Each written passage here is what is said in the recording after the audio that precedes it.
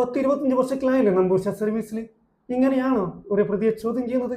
ഇതാ ഇങ്ങനെ ചോദിക്ക്. ശാന്തമെടുത്തി ഞാൻ പോണു. പിള്ളച്ചേട്ടനൊന്നും ചെയ്തേക്കല്ലേ. അടിച്ചതാരാണ് അതിനെ? ആണ്ടവനും അതോ സേടിച്ചിയോ? അടിച്ചതല്ല, ചവിട്ടിയതാ, അതും ഷൂസിട്ട കാലുകൊണ്ട്.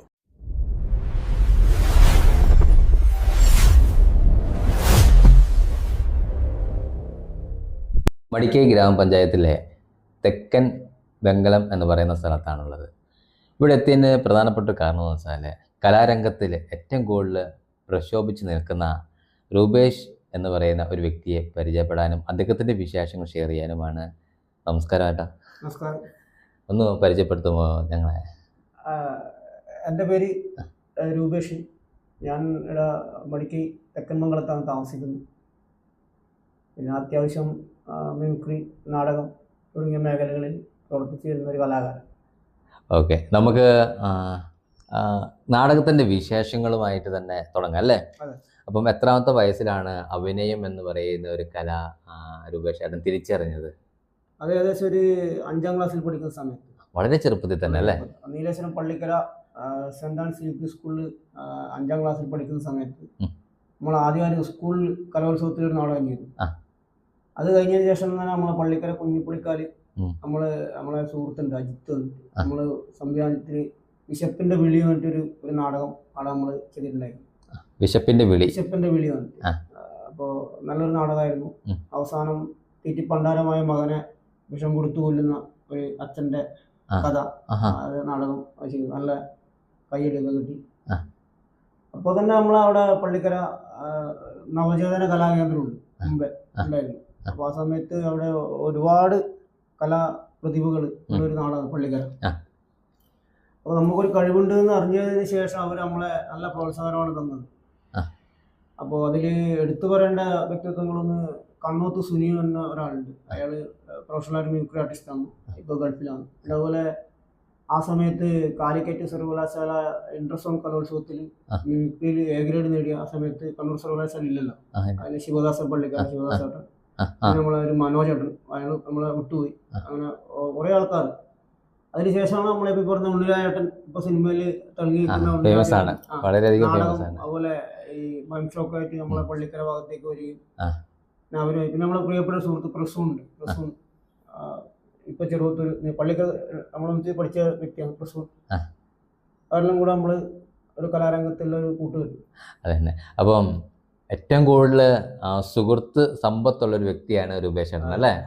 അതായത് ഗാനമേളകളും അതുപോലെ തന്നെ മറ്റുള്ള കലകളെ ജനങ്ങൾ ഒരുപാട് സ്റ്റേജിൽ വരുന്ന സമയത്ത് നാടകം എന്ന് പറയുന്ന ഒരു കല ഇപ്പം കുറച്ച് കാലഘട്ടങ്ങളായിട്ട് പിന്നോട്ട് നിൽക്കുന്നു അല്ലേ എന്ന് തോന്നുന്നില്ല? അല്ല, ഇപ്പോ നാടകം നല്ല ശക്തമായ രീതിയിൽ തിരിച്ചു വരുന്നുണ്ട്. ഇപ്പം പ്രൊഫഷണൽ നാടകവും അമച്ചറെല്ലാം നല്ല രീതിയിൽ മുമ്പോട്ട് വരുന്നുണ്ട്. അതെല്ലേ? കുറെ കാലത്തിന് ശേഷം ഉത്സവ പറമ്പുകളെല്ലാം ഗാനമേളയിലെല്ലാം ഏകദേശം ഔട്ടായിക്കൊണ്ട് നാടകം തന്നെയാണ് പോകുന്നുകൊണ്ടിരിക്കുന്നത്. അതെ അതെ അതെ. നാടകത്തില് ഒരു അഭിനയം എന്ന് പറയുന്നത് പല കഥാപാത്രങ്ങളെയും വളരെ വ്യക്തമായിട്ട് അവതരിപ്പിക്കുന്നതോടൊപ്പം തന്നെ ശബ്ദം കൂടി അതിന് പ്രധാനപ്പെട്ട ഘടകമാണ്. തീർച്ചയായിട്ടും അല്ലേ? അപ്പം ഒരു നാടകത്തിന്റെ ഒരു മുഹൂർത്തങ്ങളൊന്ന് ഞങ്ങളുമായിട്ട് ഒന്ന് പങ്കുവെക്കാൻ പറ്റുമോ? നാടകത്തിന്റെ ഡയലോഗ് എന്ന് പറഞ്ഞത് ഇപ്പോ പിന്നെ കുറെ വർഷങ്ങൾക്ക് മുമ്പ് ചെയ്തതാണ്. അപ്പൊ അതിന്റെ ഡയലോഗിന് കൃത്യമായിട്ട് ഓർമ്മ കിട്ടുന്നില്ല. അപ്പോ നാടകം നല്ല നല്ല ക്യാരക്ടറുകൾ നമ്മൾ ചെയ്തിട്ടുണ്ട്. പക്ഷെ ഇപ്പൊ കുറച്ചു കാലമായിട്ട് നമ്മള് ഇപ്പൊ ഇവിടെ ഇങ്ങോട്ട് വന്നതിന് ശേഷം ഇവിടെ ആ ഒരു നാടകം ചെയ്തിട്ടുണ്ട്. ഇവിടെ നമ്മളെ രാങ്ങണ്ടം വേക്കേജ് വാൻശാലയുടെ ഒരു പരിപാടിക്ക് അതിലൊരു പോലീസുകാരന്റെ വേഷമായിരുന്നു. അപ്പോ പഴയ ചെയ്ത നാടകത്തിന്റെ ഡയലോഗൊക്കെ മറന്നുപോയി. അതല്ലേ? അപ്പം പോലീസുകാരന്റെ വേഷങ്ങൾ ഒക്കെ ചെയ്ത സമയത്തുള്ള എന്തെങ്കിലുമൊക്കെ മർമ്മങ്ങളുണ്ടോ? മുഹൂർത്തങ്ങൾ എന്തെങ്കിലും? അല്ല, അതിനകത്ത് നമ്മള് പിന്നെ അതിന്റെ ഒരു കഥ എന്ന് പറഞ്ഞ ഒരു എയ്ഡ്സ് രോഗി, അയാളെ പിടിക്കാൻ വേണ്ടിട്ട് നമ്മൾ പോകുന്ന ഒരു സംഭവമാണ്. ഇതാണ് അതിൽ വലിയ ഡയലോഗ് ഒന്നും ഇല്ല നമുക്ക്. അങ്ങനെ പോയി അയാളെ അറസ്റ്റ് ചെയ്തുകൊണ്ടിരുന്ന ഒരു സംഭവമാണ്. അതന്നെ. പിന്നെ നാടകം എന്ന് പറയുന്നത്, അതിനകത്തെ അഭിനയം എന്ന് പറയുന്നത് ശരിക്കും പറഞ്ഞാൽ അങ്ങ് ജീവിച്ച് ജനങ്ങളെ കാണിക്കുക എന്നുള്ളൊരു ഫീലിംഗ് അല്ലേ? തീർച്ചയായിട്ടും. ഒരു 2 മണിക്കൂർ ഒരു തട്ടുമേൽ നിന്നിട്ട് നമ്മൾ പച്ചയായ കഥാപാത്രങ്ങൾ കാണികളെ കാണിക്കുന്ന സംഭവം തന്നെയാണ് നാടകം. എല്ലാ ഡയലോഗുകളൊക്കെ ഇങ്ങനെ കാണാപ്പാടം പഠിച്ചുകൊണ്ട്. ഒരു നാടകം എത്ര വേദികളിൽ നമുക്ക് അവതരിപ്പിക്കാൻ പറ്റും? ഒരു നാടകം നമുക്ക് ഒരുപാട് വേദികളിൽ നമുക്ക് അവതരിപ്പിക്കാൻ വേണ്ടി പറ്റും. കാരണം അത് കാണുന്ന കാണികൾ നമ്മളെ എത്രയോ സ്വീകരിക്കുന്നു അത്രയും കാലം ആ നാടകങ്ങൾ ഓടിക്കൊണ്ടേയിരിക്കും. ഇപ്പോൾ കോഴിക്കോട് സങ്കീർത്തന തന്നെ ഒരു നാടകം ഇപ്പോൾ ഓടിക്കൊണ്ടിരിക്കുന്നുണ്ട്. കുറേ വർഷമായി ആ നാടകം കളിക്കുന്നത്. അതല്ലേ. അപ്പോൾ അങ്ങനെ നാടകത്തിന് അങ്ങനെ ഇല്ല. നാടകം കാണികൾ എത്രത്തോളം അതിനെ ഇഷ്ടപ്പെടുന്നു അത്രത്തോളം കാലം ആ നാടകങ്ങൾ ഓടിക്കൊണ്ടേയിരിക്കും. അങ്ങനെയാണ്. അപ്പം വേറൊരു കാര്യം എന്ന് വെച്ചാൽ നാടകത്തിൽ അഭിനയിക്കുന്ന മറ്റുള്ള സുഹൃത്തുക്കളൊക്കെ ഉണ്ടല്ലോ, അതൊക്കെ എങ്ങനെയാണ് അവരുടെ വിശേഷങ്ങൾ? അവരെല്ലാം നല്ല നല്ല കലാകാരന്മാരാണ്. ഇപ്പം ഞാൻ പറഞ്ഞില്ലേ നമ്മളെ സുഹൃത്ത് അജിത്ത് കണ്ണൂർ പള്ളിക്കര, പിന്നെ അതുപോലെ പിന്നെ ഇപ്പം ഞാൻ നേരത്തെ പറഞ്ഞ പോലെ പ്രസൂൺ, എല്ലാവരും നല്ല പക്ക ആർട്ടിസ്റ്റുകളാണ്. അവരൊക്കെ ഈ നാടകം കളിച്ചിട്ട് ഏതെങ്കിലും ഒരു നിലയിൽ? അയ്യോ തീർച്ചയായിട്ടും. നാടകത്തില് പ്രസൂൺ എന്ന വ്യക്തി പിന്നെ സംസ്ഥാന കേരളോത്സവത്തിൽ മിമിക്രി വിന്നറാണ്. രൂപേഷേട്ടനെ കുറിച്ച് മനസ്സിലാക്കാൻ കഴിഞ്ഞൊരു കാര്യം എന്ന് വെച്ചാൽ അഭിനയത്തിന് വേണ്ടിയിട്ട് കലയ്ക്ക് വേണ്ടിയിട്ട് ജീവിതം തന്നെ മാറ്റിവെച്ച ഒരു വ്യക്തി എന്നുള്ളതാണ്. അപ്പോൾ നമ്മൾ ഈ നാടകത്തെ ഒക്കെ അവതരിപ്പിച്ചു, നമുക്ക് അത്യാവശ്യം സ്റ്റേജുകളൊക്കെ ആയി, ജനങ്ങളുമായിട്ട് ഒരു ബന്ധം, അതായത് സ്റ്റേജ് ഫിഗറൻസ് ഒക്കെ ഒന്ന് മാറിക്കിട്ടി, എനിക്കിതാണ് എൻ്റെ വഴി എന്ന് തിരിച്ചറിഞ്ഞു ഓൾറെഡി അല്ലേ? അപ്പം സിനിമയിലേക്ക് കടന്നിട്ടുണ്ടോ? അതിനെക്കുറിച്ചുള്ള വിശേഷങ്ങളെന്ന്. സിനിമയിൽ ഞാൻ പിന്നെ കുറേ ഓഡീഷന് പോയിട്ടുണ്ട്. അപ്പോൾ അതിൽ പോയതൊന്നും അങ്ങനെ അത് കിട്ടിയിട്ടൊന്നുമില്ല. വിളിക്കാമെന്ന് പറഞ്ഞിട്ട് അവർ ആക്കും. പക്ഷെ എന്നാലും നമ്മളൊരു സിനിമയിൽ ഒരു കുറച്ച് സീനിൽ മുഖം കാണിച്ചു. ഇപ്പോൾ സന്തോഷ് പുതുക്കുന്ന് അദ്ദേഹം സംവിധാനം ചെയ്ത മോപ്പാള എന്ന് പറഞ്ഞ സിനിമയിൽ നമ്മളെ ബംഗളത്തിനുള്ള ഒരു പ്രിയപ്പെട്ട ഒരു കുറേ സിനിമകൾ അഭിനയിച്ച റിത്തേഷ് അരമന നമ്മളെ നടനുണ്ട്. അപ്പോൾ അദ്ദേഹത്തിൻ്റെ കൂടെ അഭിനയിക്കാനുള്ള ഒരു ഭാഗ്യം കിട്ടി. അപ്പോൾ നമ്മളെ സന്തോഷ് കിഴാറ്റൂര്, അതുപോലെ പിന്നെ സുരേഷ് പള്ളിപ്പാറ, സുരേഷ് അങ്ങനെ രഞ്ജിരാജ് കരിന്തളം, അങ്ങനെ കുറേ ആൾക്കാരുണ്ടായിരുന്നു അതിൻ്റെ ആ സമയത്തുള്ള സീനിൽ. പിന്നെ മടിയനുള്ള ഒരു വേറെ ആളുണ്ടായിരുന്നു. അങ്ങനെ ആ ഒരു സീനിലുണ്ടായിരുന്നു. അതൊരു 3 ദിവസം നമ്മൾ ഉണ്ടായിരുന്നു ഷൂട്ടിങ്. അതെ. ആ സിനിമ UK ഫിലിം ഇൻ്റർനാഷണൽ, പിന്നെ UK ഫിലിം ഫെസ്റ്റിവല്, അതുപോലെ ഇവിടെ അമേരിക്കയിൽ ഇൻ്റർനാഷണൽ ഫിലിം ഫെസ്റ്റിവൽ, പിന്നെ പയ്യന്നൂരിൽ വെച്ച് നടന്ന ഫോക്ലോർ അക്കാദമിയുടെ അന്താരാഷ്ട്ര ഫിലിം ഫെസ്റ്റിവലിൽ ഏറ്റവും മികച്ച സിനിമയായിട്ട് ഈ മോപ്പാള എന്ന് പറഞ്ഞ സിനിമ തിരഞ്ഞെടുത്തിട്ടുണ്ട്. അതെ അല്ലേ. Okay okay okay okay. അപ്പോൾ അടുത്ത കാലത്തായിട്ട് അത് OTT-യിലേക്ക് റിലീസ് ചെയ്തിട്ടുണ്ടായിരുന്നു. അതെ അല്ലേ. അപ്പം നന്നായിട്ട് ഈ കലയെക്കുറിച്ചിട്ടും സിനിമയും നാടകത്തെക്കുറിച്ചൊക്കെ നന്നായിട്ട് സംസാരിക്കാൻ അറിയുന്ന ഒരാൾ തന്നെയാണ് രൂപേഷേട്ടൻ അല്ലേ? അപ്പം രൂപേഷേട്ടൻ നമുക്ക് മിമിക്രി ആർട്ടിസ്റ്റും കൂടിയല്ലേ? മിമിക്രി ചെയ്യും. അപ്പം നമുക്കൊന്ന് നോക്കിയാലോ? മിമിക്രി എന്ന് പറയുമ്പോൾ ഞാൻ ഇപ്പോൾ പറഞ്ഞില്ലേ കുറച്ച് കാലം നമ്മൾ ചെയ്യാതെ. ഇപ്പോൾ അത്യാവശ്യമായിട്ട് ഇപ്പോൾ നമ്മൾ ഓണാഘോഷ പരിപാടിക്ക് ഈ കൊറോണയ്ക്ക് ശേഷം നമ്മൾ വലിയ പരിപാടി ചെയ്തില്ല. കാരണം എന്ന് വെച്ച് കഴിഞ്ഞാൽ പിന്നെ അതിനുശേഷം നമ്മളേതായിട്ടുള്ള ചില സാമ്പത്തിക ജീവിതവും കാര്യങ്ങളും എല്ലാം ബാക്കിലോട്ട് വന്നു. എന്നാലും നമ്മുടെ നാട്ടിൽ ഇപ്പോൾ ഓണാഘോഷ പരിപാടി, ക്ലബിൻ്റെ പരിപാടി നല്ലോണം നമ്മൾ ചെയ്യും. ഏതാണ് നമുക്ക് വേണ്ടിയിട്ട് ചെയ്യുന്ന ഒരു ഇപ്പോൾ ഞാൻ ഫസ്റ്റില് നമ്മളെ വിട്ടുപിരിഞ്ഞ മലയാള സിനിമയിലെ ബാബോജന നടൻ എന്ന് പറയുന്ന നെടുമുടി വേണു, അവരുടെ ഒരു ശബ്ദം ഒന്ന് ചെയ്തു നോക്കാം. Okay okay okay. Shri Nedumudi Venu. ഇവിടെ ഒന്നും കിട്ടിയില്ല, ഇവിടെ ഒന്നും തന്നില്ല, ഭയ്യ മടുത്തു, ഹാവൂ. വളരെ മനോഹരമായിരിക്കുന്നു. വേറെ എന്തെങ്കിലും ഒരു ഡയലോഗും കൂടെ പറയാൻ പറ്റുമോ? വേറെ എന്ന് പറയുന്നത് പിന്നെ നമ്മുടെ വർഗീസ് സാറിൻ്റെ ഒന്ന് ട്രൈ ചെയ്ത് നോക്കാം. അടിച്ചതാരാണ് അതിനെ? ആണ്ടവനും അതോ സേടിച്ചിയോ? അടിച്ചതല്ല, ചവിട്ടിയതാ, അതും ഷൂസിട്ട കാലുകൊണ്ട്.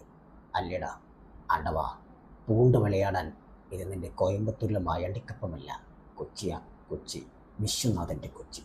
ചെന്ന് പറയടാ, ചെന്ന് പറ വിശ്വട്ടൻ ക്ഷമിച്ചെന്ന്. മറ്റേ ബോക്സിൽ മൈക്കിൽ ചെയ്യുന്നതിന്റെ വ്യത്യാസം ഉണ്ടാവും. അത് നമുക്ക് മിമിക്രി ചെയ്യുന്ന സമയത്ത് സൗണ്ടാണ് പ്രധാനം. Sound ആണ് അത് ഇപ്പം ചിലത് പറയുമ്പോൾ അടുപ്പിച്ച് പിടിപ്പിക്കണം, അല്ലാത്തവർ കുറച്ച് വോയിസ് കാര്യങ്ങളിലും ഉണ്ടാകുമ്പോൾ അതിന്റെ ഒരു സൗണ്ടിന്റെ എന്നാലും അനൗൺസ്മെന്റ് ആയതുകൊണ്ട് നിങ്ങളോട് പറയേണ്ട ആവശ്യമില്ല. അപ്പൊ എന്തായാലും നല്ലൊരു മിമിക്രി ആർട്ടിസ്റ്റ് ആണ് എന്നതിന് തെളിവാണ് ഈ രണ്ട് വോയിസ്. പുതിയ കാലഘട്ടത്തിലേക്ക് വന്നു കഴിഞ്ഞുള്ള നടന്മാര്, പുതിയ കാലഘട്ടത്തിലേക്ക് വന്ന നടന്മാർ എന്ന് പറഞ്ഞാൽ ഇപ്പോൾ ആരും ഇപ്പം ഞാൻ ചെയ്തിട്ടില്ല, അങ്ങനെ പുതിയതായിട്ട് ആരും ചെയ്തില്ല. ഇപ്പോൾ വരുന്നെല്ലാം നമുക്ക് എനിക്ക് തോന്നുന്നത് മിമിക്രിയിൽ ലെജൻഡ് ആയിട്ടുള്ള മഹേഷ് കുഞ്ഞോൻ അയാൾക്കേ ചെയ്യാൻ പറ്റും. കാരണം അയാള് ഇപ്പോ മലയാള സിനിമയിലേക്ക് പറഞ്ഞാൽ ഡെയിലി ദിവസം പുതുമുഖ നടന്മാർ കടന്നു വരുന്ന അപ്പൊ അവരൊക്കെ ശബ്ദം എടുക്കുന്നത് അയാളാണ്. അപ്പൊ നമ്മളെ ഇന്നും ഈ പഴയ തന്നെയാണ്. നമുക്കിത് പെർഫോമൻസ് ചെയ്യാൻ വേണ്ടി ഒരു വേദി കിട്ടിയെങ്കിൽ കിട്ടണം. വേറെ ആരാണ് ശബ്ദം? വേറെ നമുക്ക് ഒന്ന് നമ്മളെ ഇന്ദ്രയത്തിന്റെ പേര് പറയടാ, വട്ടപ്പേര് പറയാം. നാളെ വരുമ്പോ മീശ കാണാൻ പാടില്ല, വടിച്ചേച്ച് പറഞ്ഞ ക്ലീൻ ഷേവ്. 10-25 വർഷത്തിലായില്ലേ നമ്പൂർശ സർവീസിൽ. ഇങ്ങനെയാണോ ഒരു പ്രതിയെ ചോദ്യം ചെയ്യുന്നത്? ഇതാ ഇങ്ങനെ ചോദിക്ക്, ശാന്തമെടുത്തി ഞാൻ പോണു, പിള്ളേച്ചേട്ടനൊന്നും ചെയ്തേക്കല്ലേ. അടിപൊളി ഉണ്ട് കേട്ടോ. ഓക്കെ, ഇതൊക്കെ സ്റ്റേജില് പെർഫോമൻസ് ചെയ്യുമ്പോൾ എങ്ങനെയാണ് പ്രതികരണങ്ങളൊക്കെ? നല്ല സപ്പോർട്ട്, നല്ല സപ്പോർട്ട്. കാരണം എൻ്റെ ജീവിതത്തിൽ എനിക്ക് മറക്കാൻ പറ്റാത്തൊരു സംഭവം, ഒരു വേദി കിട്ടിയെന്ന് വെച്ച് കഴിഞ്ഞാല് നീലേശ്വര പട്ടേന, നീലേശ്വരത്തിന്റെ സാംസ്കാരിക തലസ്ഥാനം തന്നെ പറയാം. അപ്പൊ അവിടെ ഒരു പരിപാടിക്ക് ഞാനിങ്ങനെ ഒരു അവസരം ചോദിച്ചപ്പോൾ എനിക്ക് ഒരു അവസരം തന്നു.